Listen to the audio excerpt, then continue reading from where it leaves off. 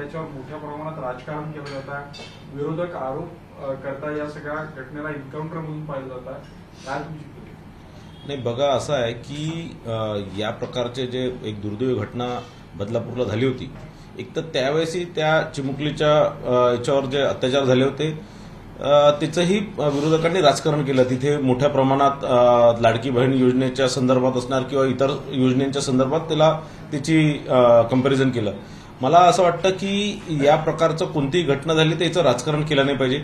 दुसरं, काल जे अक्षय शिंदेंनी जे एका PSIवर गोळी झाडली आणि त्यानंतर स्वतःला गोळी झाडून आत्महत्या केली, मला असं वाटतं की या अशा प्रकारांमध्ये आपण कुणीही राजकारण करू नये.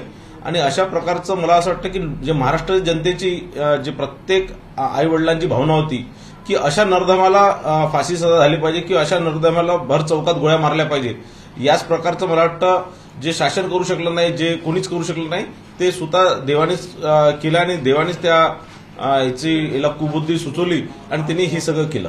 पुढे विरोधक राजकारण करतात, यामध्ये देखील मायलेज मिळवण्याचा प्रयत्न विरोधकांना वाटतो.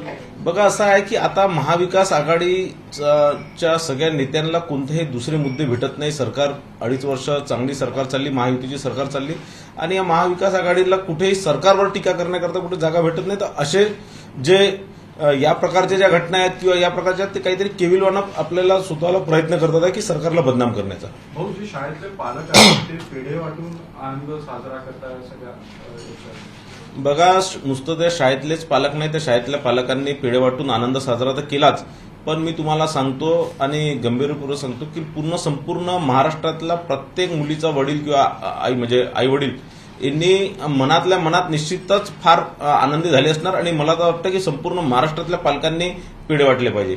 निश्चितच एक चांगली या माध्यमातून या प्रकारचे जेही नरधम या प्रकारचे काही कृत्य करतील तर याच्या पुढे कोणीही या प्रकारचं कृत्य करण्याचा विचारही सुद्धा केला किंवा एखादा 1 सेकंडसाठी त्याच्या विचारी आला तर ह्या घटनेचं त्याला निश्चितच आठवून राहिली पाहिजे.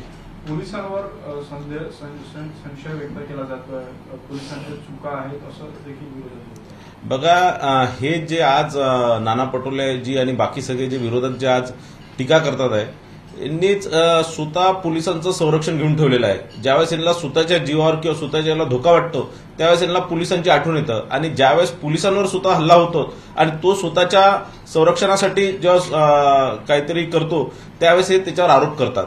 हीच महाराष्ट्र पोलीस आहे ज्यांनी कसाबसारख्या आतंकवाद्याला स्वतः पुढे जाऊन अटक केलं, स्वतः सगळ्या गोळ्या आपल्या अंगावर झेलून अटक केलं, काही आतंकवाद्यांना मारलं. या महाराष्ट्राला सुखरूप ठेवण्याची जबाबदारी पोलीस विभागाकडे महाराष्ट्र पोलिसांनी ती चोखपणे पार पाडलेली आहे आणि याच पोलिसांवर, याच महाराष्ट्र पोलीसवर हे काँग्रेस पक्षाचे किंवा इतर पक्षाचे लोक जर आरोप करत असतील तर हा फार दुर्दैवी विषय.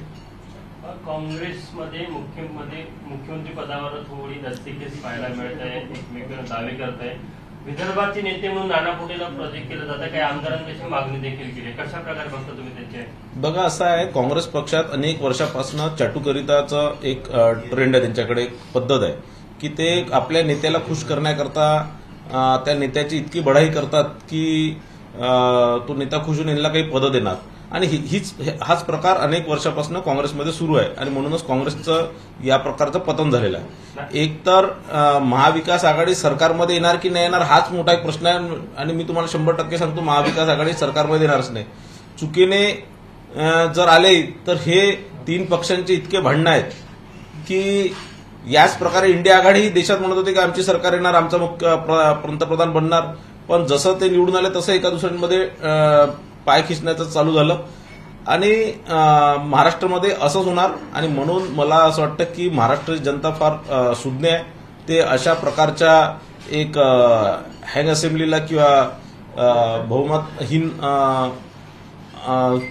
विधानसभेला ते मतदान करणार नाही. ते निश्चितच महायुतीच्या पाठीशी खंबीरपणे उभे राहतील.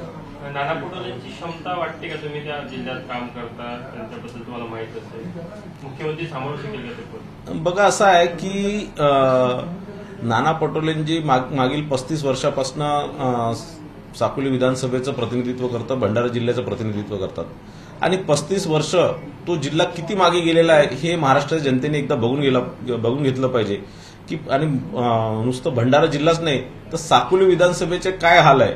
साकोली विधानसभा बाकी महाराष्ट्रापेक्षा किंवा बाकी जिल्ह्यांपेक्षा किंवा बाकी विधानसभेपेक्षा जवळपास 50 वर्ष मागे आहे आणि म्हणून या महाराष्ट्र जनतेला हे सगळं माहीत असतं आणि म्हणून त्याच प्रकारे महाराष्ट्र जनता मतदान करते. साकोली विधानसभा क्षेत्रातील देवरी आणि सायगाव आणि सानगाव या गट ग्रामपंचायतीने ठराव घेतलाय की आगामी विधानसभा निवडणुकीत बहिष्कार टाकायचा. बघा असं आहे, या सगळ्या गावांमध्ये अनेक वर्षापासून मूलभूत कोणत्याही सुविधा उपलब्ध झाल्या नाही. मागच्या 5 वर्षापासून काँग्रेसचे प्रदेशाध्यक्ष नाना पटोले तिथचं प्रतिनिधित्व करतात. याच गावात नाही तर अशा प्रकारचे अनेक गावं आहेत जिथे कोणतीही मूलभूत सुविधा उपलब्ध झाल्या नाही, रस्ते झाले नाही, पाण्याची सोय झाली नाही आणि पटोलेजी मागच्या 5 वर्ष नुसतं मुंबई आणि दिल्लीचे वारे करत राहिले. साकोली विधानसभेकडे कुठेही लक्ष दिलं नाही आणि म्हणूनच ही हाल नुसतं काही गावांची नाही, 3-4 गावांची नाही तर संपूर्ण विधानसभे क्षेत्राच्या 3 तालुक्यांचे हे हाल आहेत. ठीक आहे.